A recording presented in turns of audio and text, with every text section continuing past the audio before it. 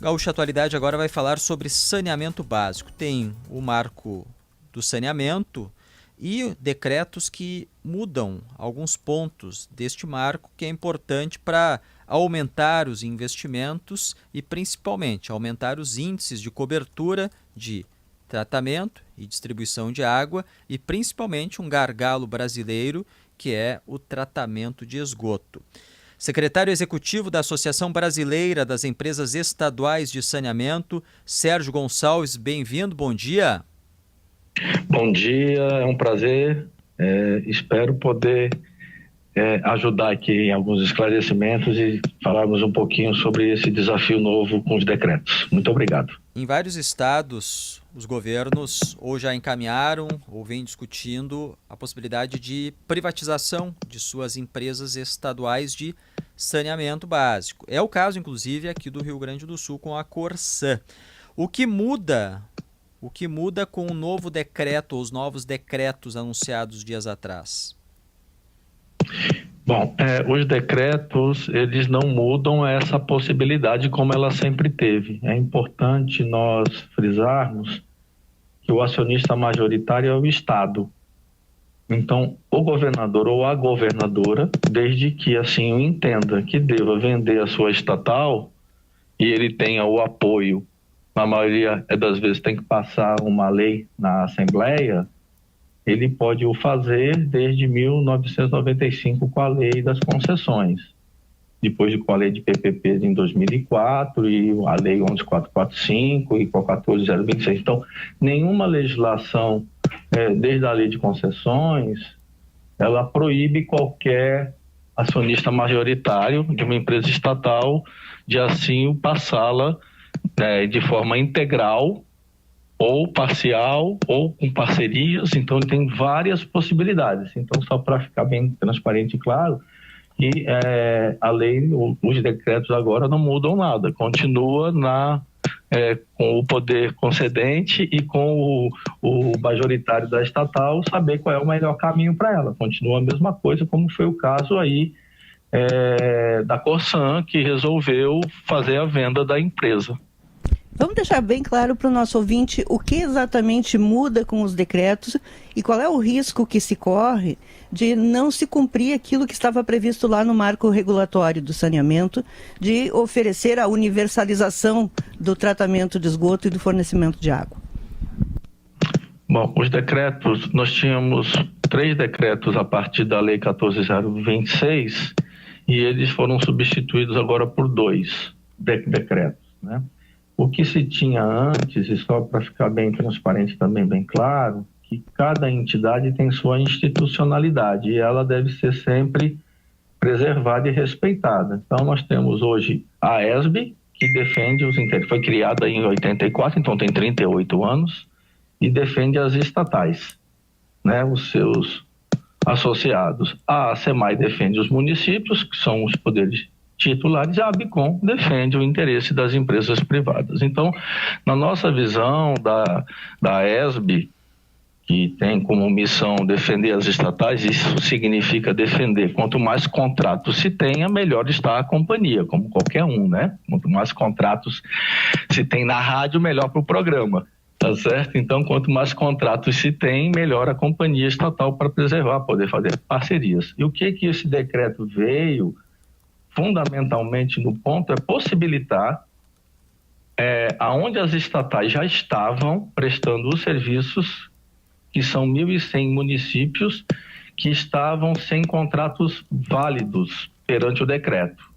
Estavam lá há anos, décadas, prestando, mas não tinham um instrumento válido. Esse decreto veio dar a possibilidade de, uma das coisas do decreto é a possibilidade de fazer uma reavaliação e ver se os indicadores e se vai ter dinheiro, vai ter que fazer análise para ver se dá para trazer esses contratos onde elas já estão, mas não tinham passado numa análise do decreto anterior. Se for possível, esse decreto poderá, esse município, essa prestação poderá ser reincorporada através de um instrumento contratual para que ela possa entrar no mesmo prazo de 2033, não muda nada, então tem que provar que pode. Se não provar que pode universalizar até 2033, esse contrato não vai poder ser resgatado. Então, e quem avalia, quem decide isso, se tem capacidade ou não da estatal cumprir a meta? É contratado uma empresa, como era antes, sempre foi, né? Contrata-se uma empresa independente do setor de análise econômica e financeira, ele vai fazer uma análise e vai ver se a estatal tem capacidade para cumprir as metas. Se esse documento, que é o estudo econômico e financeiro de viabilidade, provar que não é, vai ficar como está hoje, sem ter o contrato, e vai ter que seguir o seu caminho, que pode ser até o município ter o direito de criar uma prestação própria dele, como município, ou ele fazer uma licitação para o setor privado para conceder. Isso ele também já pode hoje, viu? Esses 1.100 municípios que estão sendo prestados por estatais com um contrato dito como inválidos, eles também já podem fazer isso hoje, é um direito deles, sempre foi. Eles é que não optaram em fazê-lo. Aí que tem que ficar claro. Não foi a estatal que proibiu, a estatal nem pode, ela não tem esse poder, ela está prestando o serviço, se o município quiser, ele faz uma licitação, a estatal sai, faz as contas, também vê o que pode, tem que pagar, amortização, investimentos. Então é isso que vai ser feito. Falando em licitação, uma das principais críticas ao decreto é a dispensa de licitação. Mas o decreto não dispensa uma licitação, né? A licitação é dada na Constituição como uma possibilidade, né, de se licitar, desde que o poder concedente assim o queira, que é o dono da concessão. E quem é o dono da concessão é o município. Ou em regiões metropolitanas e micro-regiões, como a Constituição diz, é um colegiado compartilhado. Então, essa questão de licitar sempre foi e será do concedente. Por exemplo, Porto Alegre resolveu... O marco determinava que fosse feita a licitação. Não, mas quem determina a licitação é a Constituição, que preferencialmente é feito por licitação em qualquer serviço público, ponto. O decreto anterior, o decreto, não a lei continua a mesma, ninguém mexeu na lei, a 14.026 continua a mesma e a 11.445 continua a mesma. O decreto diz que, conforme o decreto anterior falava que não podia, o decreto falou assim, veja se é possível, se for possível você traga, mas desde que o poder concedente assim o queira, porque ele sempre vai dizer se quer ou não. Como Porto Alegre também pode privatizar quando quer, pode manter o departamento dele como está, tá certo? Ou até, se um caso fosse um dia, fazer uma negociação e passar para a antiga Corsan, que também era um direito dele. Então, essas situações, só para ficar claro, elas se permanecem, em nenhum momento os decretos tiraram essa possibilidade. Rosane. O senhor diria, então, que está havendo uma má interpretação dos decretos, porque há uma crítica muito grande de que, com isso, o governo estaria, de certa forma, mexendo no marco regulatório por decreto e colocando em risco o cumprimento desta meta de universalização do saneamento até 2033. Sim, porque nós também falávamos isso dos decretos anteriores. A AESB falava que os decretos anteriores dificultavam a universalização porque não davam possibilidade a que os municípios que nós já estamos neles, prestando o serviço, pudessem...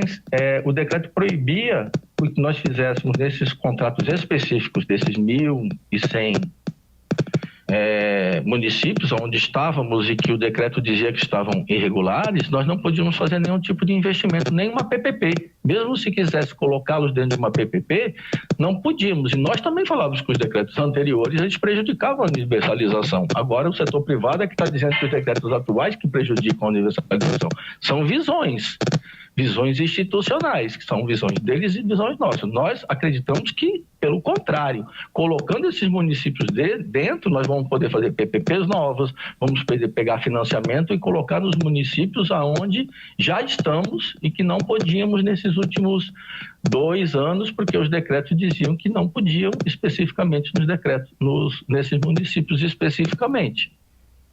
Tem sempre uma preocupação com os pequenos municípios, nesse caso, desde que se começou a falar nessa possibilidade, né, de privatização, de passar o serviço de saneamento para o setor privado, que o setor privado pudesse ficar com o filé e deixar aqueles municípios pequenos que não são lucrativos fora enfim, fora do seu circuito. E por isso, os governos procuram fazer arranjos que incluam, junto com um município grande, um pequeno que não seria lucrativo nesse processo. Com esses decretos, o senhor acredita que há mais segurança para os pequenos municípios, esses que não são lucrativos?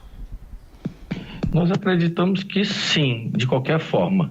Da mesma forma que a preocupação do setor privado também abrange áreas não só de pequenos municípios, mas áreas periféricas, aglomerados mais afastados das áreas urbanas, nós também temos, porque nós também temos que estar preocupados com essas pessoas, porque é importante isso ser feito. É saber, tem pessoas que não têm o saneamento de qualidade ou não está sendo prestado. Existe, e isso é uma verdade, independente do prestador. Nós já temos prestadores públicos montados, as estatais, há mais ou menos há 50 anos, e nós temos há mais de 20 anos prestadores privados já atuando em municípios. São vários também. E as dificuldades existem para os dois, tanto para o serviço público quanto para o serviço privado. Mas o que se tem hoje, e o decreto aí também veio para, no nosso ponto de vista, colaborar, é que antes só se estava dando principalmente uma visão de apoio, ou principalmente para as outorgas, quer dizer, o pagamento para você pegar essa concessão.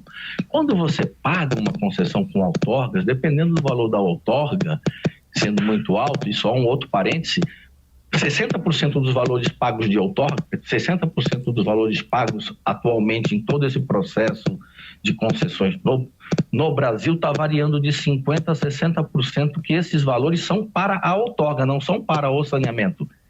Está se pagando a estados e municípios, então esse dinheiro não está entrando no setor de saneamento.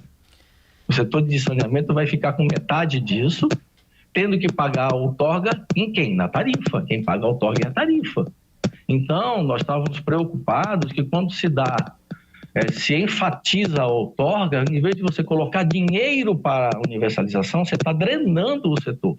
O que nós acreditamos que o decreto trouxe, que é uma coisa boa para a universalização, é que não será priorizado o pagamento de outorga.